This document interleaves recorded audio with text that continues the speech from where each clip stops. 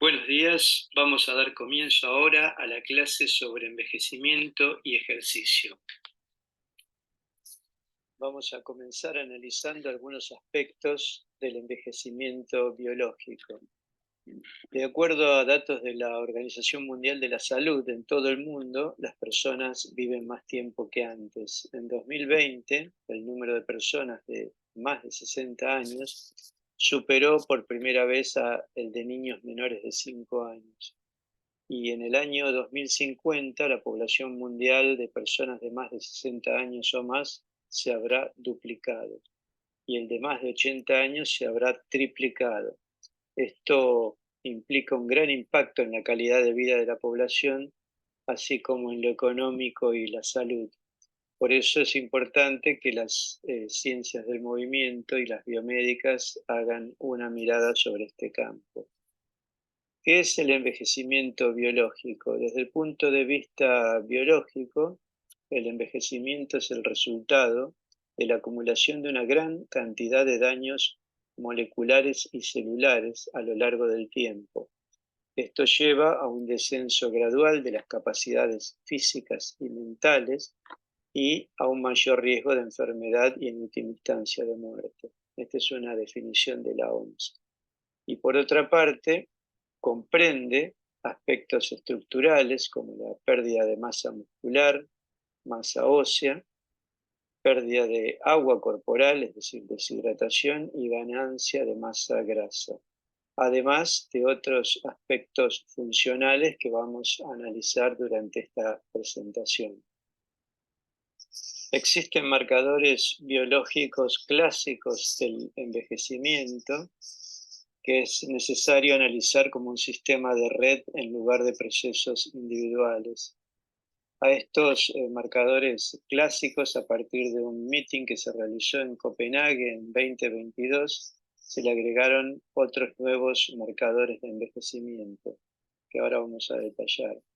Los marcadores clásicos, por ejemplo, son la desregulación del sensado de nutrientes. Si ustedes recuerdan, la vía del AMPK tenía el rol de censar la energía de la célula. Este es uno de los aspectos que falla durante el envejecimiento. Por otra parte, se da el acortamiento de los telómeros, que son los extremos terminales de los cromosomas. Luego vamos a profundizar más en esto. La alteración epigenética, ya hablamos de esto en clases anteriores. Hay cambios en la metilación o acetilación de algunas partes del ADN. También hay una pérdida de la proteostasis. Esto significa la alteración de la homeostasis del proteoma. Acuérdense que el proteoma representa la cantidad total de proteínas de la célula. En este caso, la alteración de la proteostasis implica una alteración en el plegamiento, en la síntesis, en la funcionalidad, etcétera, de las proteínas.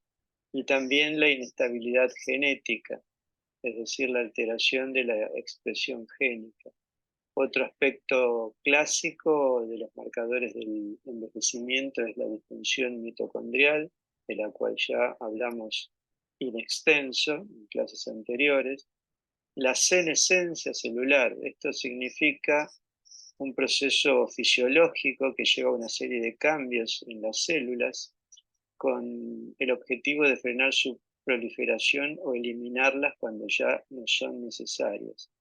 Es decir, quedan en un estado donde no se reproducen pero tampoco mueren. Por eso en algunos casos se les llaman células zombies, pero tienen la capacidad de producir y secretar una serie de factores, estas células senescentes, que son proinflamatorios. Y también otro marcador clásico es el agotamiento de las células madre o totipotenciales, es decir, las que se pueden diferenciar en distintos tejidos. Y finalmente, la alteración de la comunicación intercelular que media muchos de los procesos que nombramos anteriormente.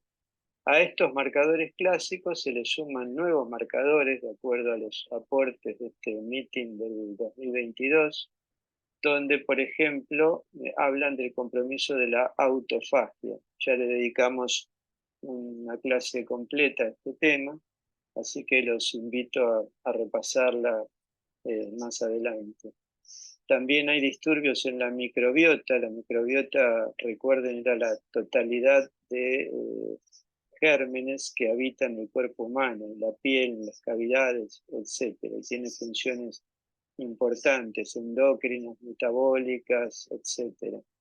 Otra nueva cuestión que se propone como marcador es la alteración de las propiedades mecánicas. Esto significa la pérdida de elasticidad, la ganancia de rigidez, etc., en algunos grupos celulares por alteración del citoesqueleto, entre otras cuestiones. También un nuevo marcador es la regulación del proceso de splicing. Esto significa la regulación del ARN. El concepto de splicing significa corte y empalme. Es un proceso mediante el cual las partes que no codifican del ARN son escindidos del ARN mensajero primario, y las partes que codifican se unen para generar ARN maduro. Este proceso entonces de corte y empalme es lo que se conoce como splicing y está alterado en el envejecimiento. Otra cuestión es la inflamación, como ya lo nombramos. A partir de las células senescentes se provocan moléculas que favorecen el ambiente inflamatorio, y también, por supuesto, existen aspectos desconocidos que todavía no se pueden explicar. Como el proceso de envejecimiento consta de un aspecto estructural o morfológico, es necesario entonces realizar una evaluación, una valoración de los aspectos estructurales. Vimos en una clase anterior que había una posibilidad de evaluar la alineación y equilibrio de la postura, y la otra parte que corresponde a la evaluación estructural y morfológica es la evaluación de la composición corporal, ya que tiene un rol importante en la comprensión del proceso de envejecimiento, sobre todo por el contenido de masa muscular, masa grasa, masa ósea y agua corporal que cambian a medida que envejecemos. El análisis de la composición corporal, entonces, es muy importante para comprender no solo el rendimiento y la salud, sino que en este caso también para comprender el proceso de envejecimiento. La composición corporal puede dividirse groseramente en el componente de masa grasa por un lado y el componente de masa magra o libre de grasa por otro, que a su vez está compuesto por la masa muscular, la masa ósea, la masa de la piel, la masa visceral y la masa residual. Y algunos de estos componentes obviamente son más relevantes para la salud y para el rendimiento, como ahora vamos a analizar. Existen distintos métodos de medición y de valoración de la composición corporal. Por una parte hay métodos directos, métodos indirectos y métodos doblemente indirectos. Y algunos dividen el cuerpo en compartimientos o componentes, dos componentes, por ejemplo, agua corporal total y grasa, tres componentes o cuatro componentes y más. Un primer análisis que podríamos denominar molecular divide el cuerpo en cuatro componentes: agua, grasa, proteínas y minerales, en orden decreciente, ya que el agua es el contenido de mayor cantidad en el cuerpo humano. Otro enfoque puede ser la división con método anatómico. Esto se hizo a partir de tomar medidas antropométricas y luego hacer una disección cadavérica, separando músculo, hueso, piel, vísceras, midiendo y pesando todos estos componentes, y infiriendo a partir de aquí, a través de fórmulas, la composición del cuerpo en estos componentes. Otro método es el uso de imágenes, por ejemplo, la tomografía computada o la resonancia magnética, que permite una discriminación más fina, digamos, de cada uno de los tejidos. Y por otra parte, un método denominado DEXA o DXA, que es la absorciometría fotónica dual de rayos X, que se usa fundamentalmente para medir densidad mineral ósea, especialmente a la altura de la eh, columna lumbar o de la cadera, para determinar el grado de osteopenia, osteoporosis o salud ósea. Otro método que puede utilizarse, que es indirecto, se denomina bioimpedancia, es decir, este método toma como referencia el hecho de que la conductividad corporal a una corriente eléctrica es proporcional al agua corporal e inversa al contenido de grasa. Entonces, a partir de la edad, el peso, la talla y el cálculo de la bioimpedancia eléctrica por un dispositivo, se puede determinar el porcentaje graso y otros componentes. Otro método se llama pletismografía, que es un método también indirecto, ya que hace inferencias a partir de la pesada subacuática del cuerpo, donde se introduce al sujeto en una cápsula, se vacía de aire y a partir de ahí se calculan los componentes de la composición corporal, especialmente el de la grasa. Por último, tenemos el método antropométrico, que a partir de medidas corporales se realizan cálculos e inferencias de cada uno de los componentes del cuerpo. Si bien se usa mucho la antropometría para medir la composición corporal en el deporte, no hay tantas revisiones bibliográficas y menos metaanálisis. Esto lo traje porque justamente esta es una revisión reciente del 2023, es decir, de este año, donde se analiza la composición corporal en jugadores profesionales de fútbol usando diferentes métodos. Entonces, acá se comparó la antropometría, la bioimpedancia y el método DEXA que comentamos precedentemente. Quiero recordarles acá que cuando se hace una antropometría, que consiste en mediciones corporales, además del peso y de la talla, se miden longitudes segmentarias, perímetros musculares, diámetros óseos y pliegues cutáneos. Y a partir de acá se hacen cálculos de básicamente tres componentes. Una es la composición corporal, el segundo es el somatotipo o forma del cuerpo, que lo divide en endomorfo, mesomorfo y ectomorfo. Y la parte más joven, más nueva de la antropometría es el cálculo de la proporcionalidad. Esta es una, digamos, revisión interesante y bastante completa, realizada muy recientemente, que recomiendo leer. Se hace muy interesante también analizar la relación entre la resonancia magnética cuantitativa versus el método DEXA para medir la composición corporal, o sea, la absorciometría fotónica dual de rayos X. Este es un trabajo de investigación que se hizo en el 2018, es una revisión donde se analizó, digamos, la composición corporal comparando estos dos métodos. Se estudiaron 4.753 sujetos, realmente es un estudio muy grande, de una cohorte de imágenes del biobanco del Reino Unido. Se comparó entonces la resonancia magnética cuantitativa, y acá vemos un modelo de ejemplo en la figura.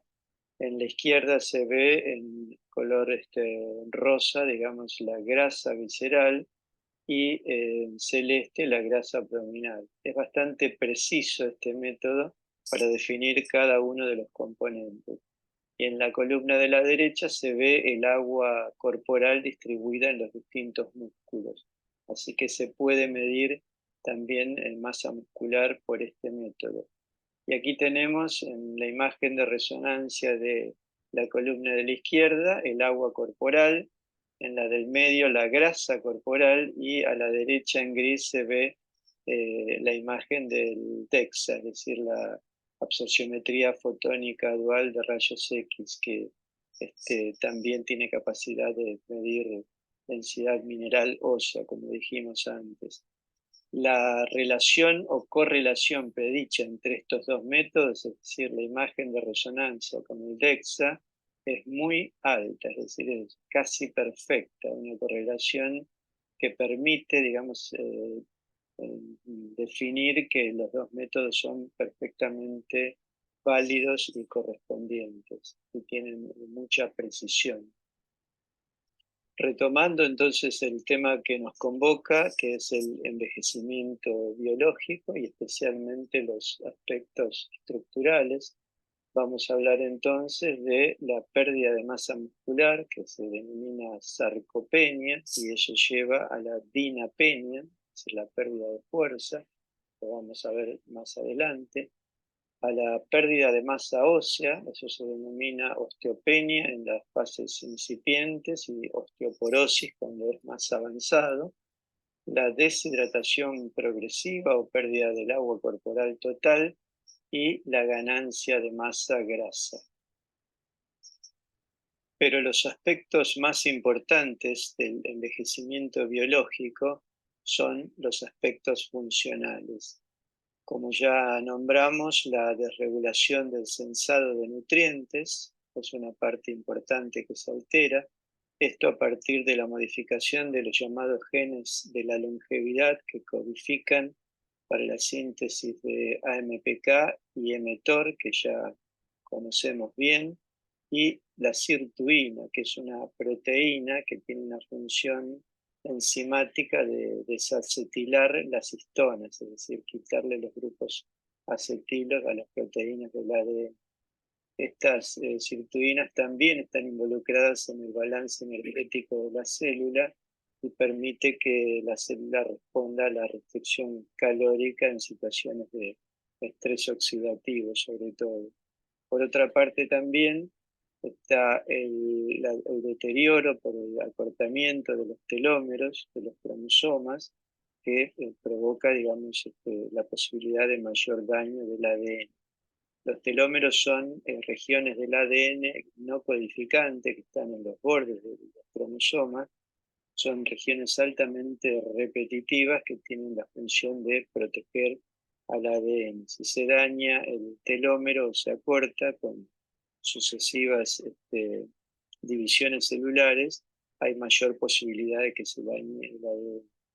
También hay cambios en el envejecimiento biológico en la epigenética, es decir, los mecanismos de metilación del ADN se modifican, hay alteración de la proteostasis o equilibrio, la homeostasis proteómica, como ya nombramos, es decir, las proteínas se sintetizan, se pliegan, cumplen distintas funciones, etcétera, y eso se ve alterado en el envejecimiento biológico. También hay una disminución de la función mitocondrial, o sea, la posibilidad de síntesis de ATP, la alteración de la comunicación intercelular, entre otros que iremos analizando más adelante. Continuando con los aspectos funcionales que hacen al envejecimiento biológico, también tenemos un deterioro de la autofagia, que ya hemos analizado en una clase aparte. Por otra parte, hay disturbios en la microbiota, es decir, el microbioma alterado implica la pérdida de diversas especies y además la pérdida de la integridad de la barrera intestinal y la barrera hematoencefálica. Esto se asocia también a procesos inflamatorios. Por otra parte, hay una relación entre la microbiota y el cerebro y muchas funciones metabólicas y endócrinas devienen de la comunicación entre estos dos sistemas. Por otra parte, también tenemos alteraciones de las propiedades mecánicas a partir de la formación anómala de microtúbulos y microfilamentos, es decir, de la ultraestructura celular que da cambios en la relación flexibilidad-rigidez de los tejidos y bueno, provocan algunas enfermedades o favorecen la aparición de algunas patologías. También hay una desregulación del proceso de splicing, o splicing, como ya hemos nombrado, que consiste en un proceso de corte y empalme del ARN, haciendo, digamos, que las regiones no codificantes del ARN se extraigan para formar un ARN maduro solamente con regiones codificantes. Por otra parte, también hay un proceso de deterioro inmunológico, es decir, el sistema defensivo corporal con menor eliminación de células senescentes y malignas. Recuerden que las senescentes provocaban una secreción de sustancias proinflamatorias y esto favorece también todo el proceso con un círculo vicioso.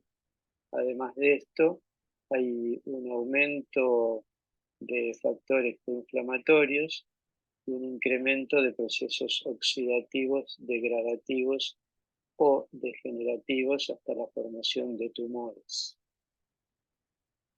En el envejecimiento biológico, como consecuencias de estos cambios estructurales y funcionales que venimos detallando, se produce una modificación de los patrones del sueño y del ritmo circadiano.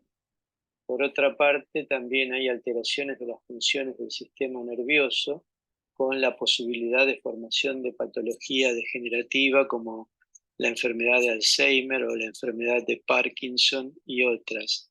También hay modificaciones metabólicas y endócrinas de todo el sistema endocrino metabólico, en especial de la secreción de testosterona, de la hormona de crecimiento, la resistencia a la insulina, el déficit de melatonina, que es la hormona que regula el ciclo de luz-oscuridad, y la grelina y leptina, entre otras, que son las hormonas que regulan el apetito, saciedad y por lo tanto la posibilidad del balance metabólico. También se presentan alteraciones cardiovasculares, que ya hemos visto en factores de riesgo de enfermedad cardiovascular en la clase pertinente, así que los invito a repasarla. Además, se presenta un aumento de la fragilidad ósea. Este proceso se llama osteopenia y cuando está más avanzada, osteoporosis, con el riesgo de caídas, de lesiones, de hospitalización, etc.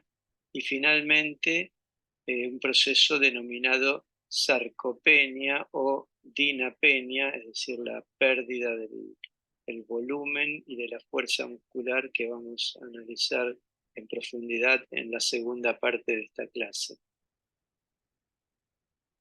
La disfunción de los telómeros, entonces, son un proceso clave en el envejecimiento.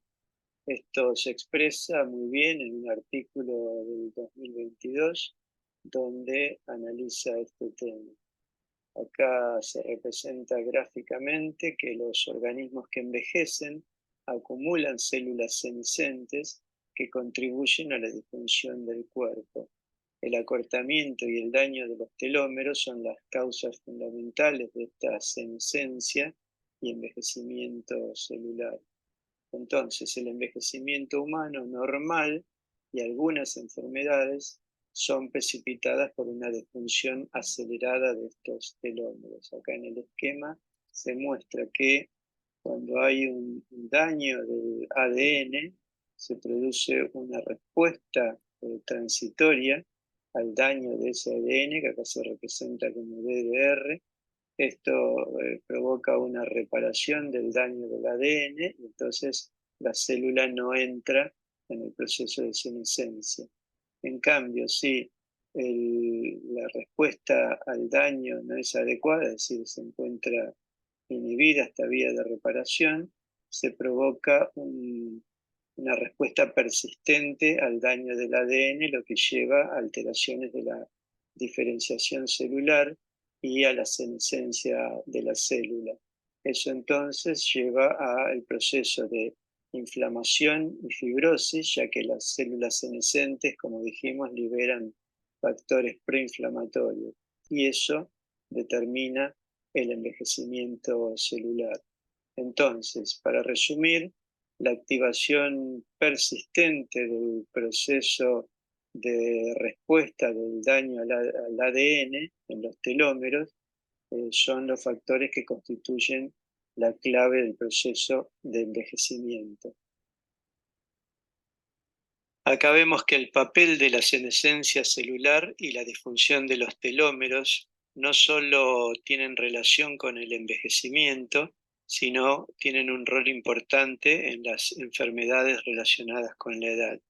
En este gráfico se presentan las enfermedades relacionadas con estos aspectos y recordamos que la activación de los sitios de reparación del ADN en los telómeros son la clave del envejecimiento y que esto se demuestra a través de intervenciones que aumentan o la calidad o la duración del estado de salud, donde se reducen estas células con focos de daños asociados al ADN en los telómeros. Esto se denomina como TAF, TAF. Estas intervenciones son el ayuno, especialmente el intermitente, como ya hemos dado en clases anteriores, el ejercicio, sobre todo el de alta intensidad o HIIT, y la rapamicina. La rapamicina, recuerden, es una molécula que tiene la capacidad de inhibir el mTOR. mTOR era la sigla de Mammalian Target of Rapamycin, o sea, es el objetivo de la rapamicina. Entonces la rapamicina, al inhibir el mTOR, tiene la capacidad de activar indirectamente la vía de AMPK. Y otra intervención es a partir del uso de 17 beta-estradiol, un estrógeno que también, digamos, mejora el estado de salud. Entonces, estos TAF acumulados provocan justamente el proceso contrario de las intervenciones que aumentan la salud, es decir, se acumulan por inflamación, por obesidad, por disfunción mitocondrial y por el deterioro del proceso de autofagia. Y fíjense que las enfermedades son las mismas que vimos en el proceso de deterioro de la autofagia. Ya para terminar con esta primera parte, vamos a ver algunos factores que contribuyen a la conservación de los telómeros. En primer lugar, la nutrición, además de las características de cantidad, calidad, adecuación, armonía, etc., debe ser prevalentemente antioxidante, favorecer la hidratación y la metilación y favorecer la autofagia. Esto se logra en parte con el ayuno intermitente, que tiene la capacidad de inhibir mTOR y estimular AMPK. También la baja exposición a tóxicos y radiaciones ambientales que permiten, digamos, reducir el daño del ADN, el descenso de la adiposidad, que constituye una inflamación de bajo grado para todo el organismo, contribuye también a conservar los telómeros. La calidad del sueño es un factor importante, vamos a hablar de esto en una clase más adelante. El ejercicio en todas sus modalidades, fuerza, aeróbicos y especialmente combinados, de balance y de alta intensidad, que también tienen el rol de estimular AMPK. Por otra parte, la crioterapia, que reduce la inflamación, de hecho se utiliza como estrategia de recuperación post-entrenamiento o post-competencia en deportistas y está muy estudiado.